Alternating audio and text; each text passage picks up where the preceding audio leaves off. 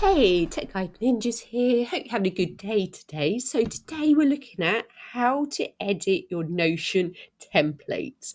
So as you probably know, there's loads of cool templates that are free on Notion, but maybe you've seen one part of a template you like and another part on another template. I'm going to show you how you can edit them to create your ultimate template.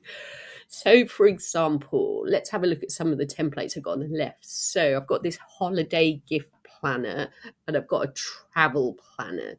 So, say I like this gift section from this template and I want to edit it and move it over to my travel planner.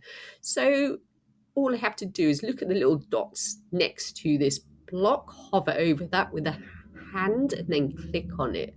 Then you should see a section that says copy link to block. So I'm going to click on that, and that copies the block link to my clipboard. Then I'm going to go over to my holiday planner. I'm going to scroll down to where I want to put this block.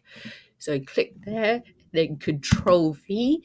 That copies the link there. And to start with, it's just a link. But to sync the block, I'm going to click on Synced Block, and that will show that new block in this template. So that's how you edit Notion templates. I hope that was helpful. Please like the video and subscribe to the channel. I will see you soon.